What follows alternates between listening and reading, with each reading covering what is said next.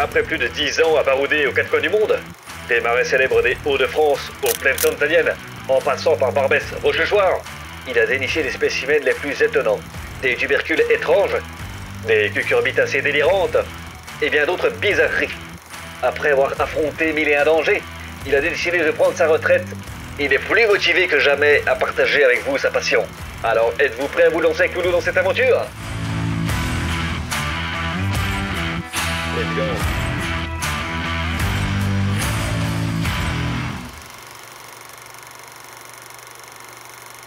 Bonjour les amis et bienvenue sur Monsieur Légumes. Aujourd'hui, nouvel épisode sur le cresson les amis.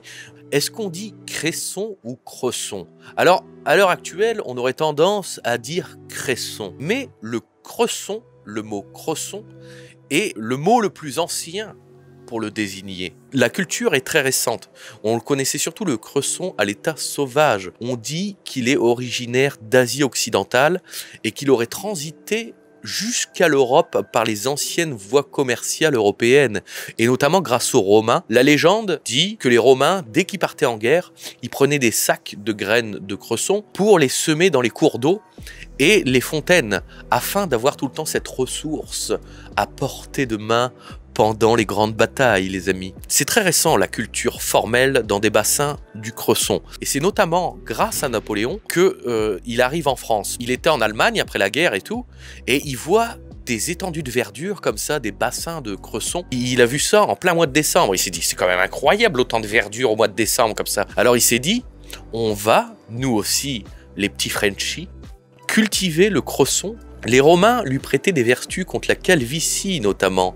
Et oui les amis, pour leur éviter les voyages en Turquie pour se faire une implantation de cheveux pas trop chère. Il y avait aussi les Grecs qui l'utilisaient beaucoup pendant les banquets parce que c'est con. Ils pensaient que ça avait des vertus contre l'ivresse. Il fallait vraiment qu'il fasse pas trop chaud. Donc historiquement, le cresson est cultivé à partir de l'Essonne jusque dans le nord de la France. Les premières plantations furent implantées vers Senlis, dans l'Oise, etc. Et puis après dans l'Essonne, il fallait des endroits où il y ait des sources. À l'époque des conquêtes, etc., il y avait une maladie qui était due au manque de vitamine C notamment, qui était le scorbut.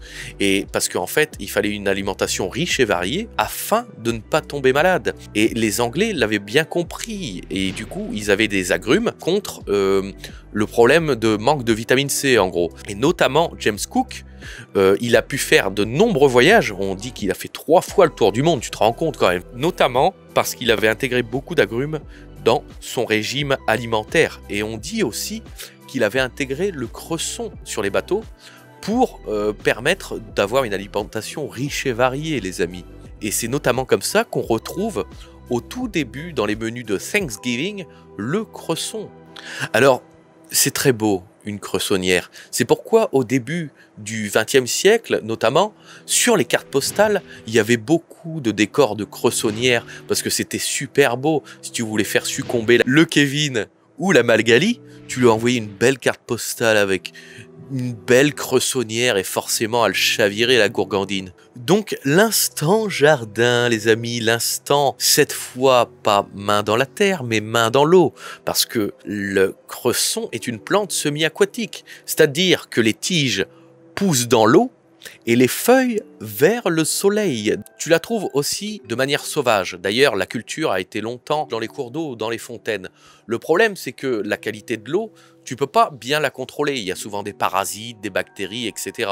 De là, on a créé officiellement les cressonnières, qui sont des bassins avec de l'eau courante. Souvent, c'est où il y a des sources, où il y a des puits artésiens, comme on dit, où l'eau jaillit de la terre, si tu préfères. Et donc là, c'est des bacs où on fait pousser le cresson. Ça a besoin d'un climat qui soit assez frais, assez froid, et une certaine humidité, puisque c'est une plante aquatique. Et donc, de là, on le cultive de septembre à mai, à peu près. Alors, tu as 2 types de cressons très communs.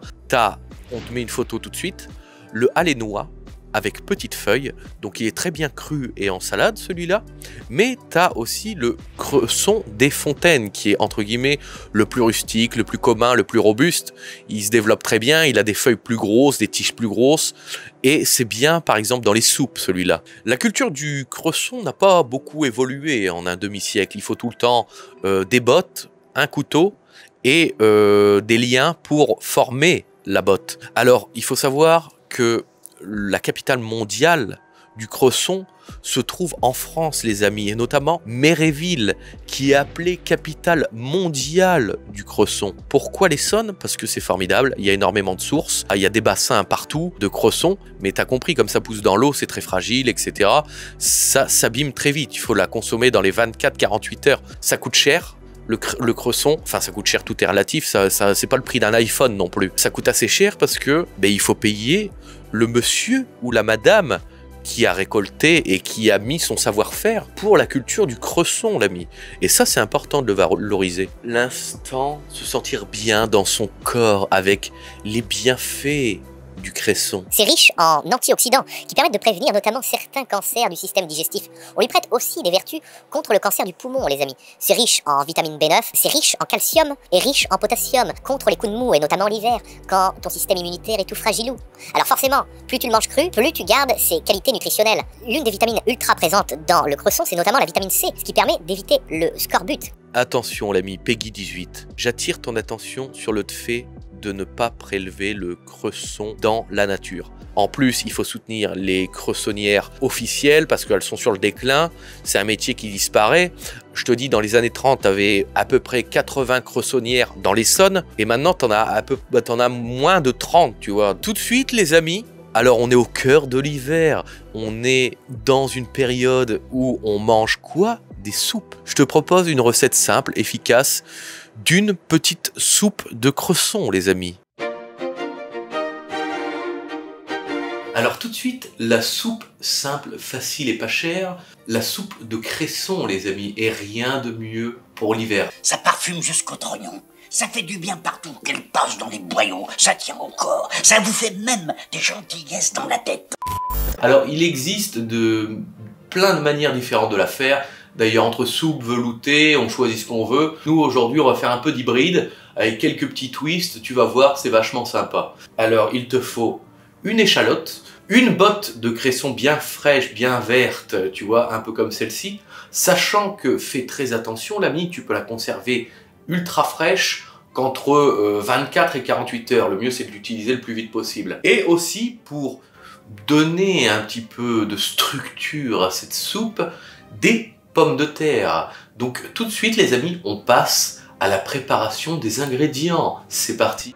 Alors bien sûr, tu laves bien ta botte de cresson comme je t'ai expliqué, parce que faut enlever tous les parasites. Notamment là, regarde, on a retrouvé une feuille dans la botte, qu'est-ce que c'est que ce travail? Donc là, une fois que tu as fini de bien rincer tes ingrédients, tu vas venir couper grossièrement tes pommes de terre et ton échalote, parce que tu vas voir de toute manière, on va le repasser au mixeur derrière. Donc là, ce que tu fais dans ton faitout, tu vas venir faire revenir du beurre dedans. Attention, il doit surtout pas cramer. Tu le fais vraiment légèrement à chauffer et quand il commence seulement à faire des petites bulles, tu peux commencer à ajouter le cresson pour le faire ramollir, etc. Ensuite, tu ajoutes ton échalote, ta pomme de terre. Après, tu rajoutes ton thym si tu veux. Tu peux rajouter plein d'autres herbes aromatiques, hein, c'est toi qui choisis. Moi, par exemple, aussi, souvent, on met un cube de bouillon pour donner du goût, justement, au bouillon. Et moi, j'ai décidé de mettre une cuillère à café de miso. Ça va venir saler la préparation, donner un petit goût sympa.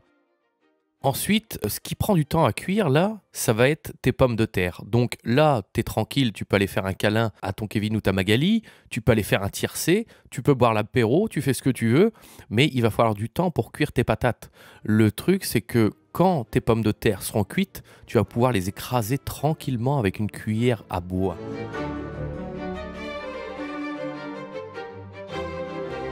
Ensuite, une fois que tes patates sont cuites, tu vas pouvoir mixer les légumes, ce qui va te donner un espèce de petit velouté, pommes de terre, cresson, échalote.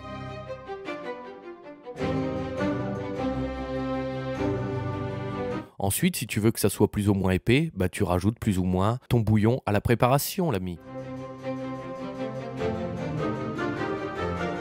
Je me suis creusé la tête là pour savoir qu'est-ce qu'on allait boire avec cette soupe de cresson. Et alors là, j'ai fait appel à mes contacts, à des gens très très haut placés dans le milieu du vin qui s'y connaissent parfaitement.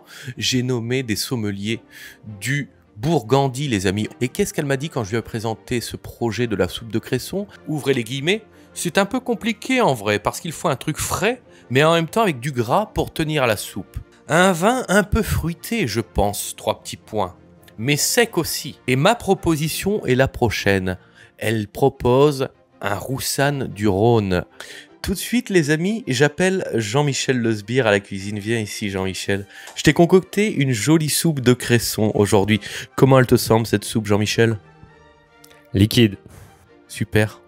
Et maintenant, tout de suite, la dégustation.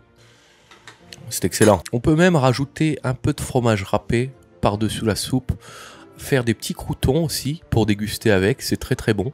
Enfin, tu fais comme tu veux à ta guise. N'hésite pas à assaisonner à ta convenance aussi. Si tu veux avoir un peu moins cet aspect liquide de soupe, tu mets un peu moins de bouillon, quitte à garder que le velouté après le blender. Et toi, Jean-Michel, qu'est-ce que t'en penses? Alors moi j'adore. Et je serais même enclin à rajouter un petit peu de crème. Mais c'est pas bête ce qu'il nous dit là, le Jean-Michel. Et merci. Et à dans 15 jours pour la prochaine vidéo. N'hésitez pas à vous abonner, à commenter, à activer la petite cloche. Et on se retrouve dans 15 jours, vendredi à 17 h, pour un nouvel épisode. À bientôt les amis, bisous.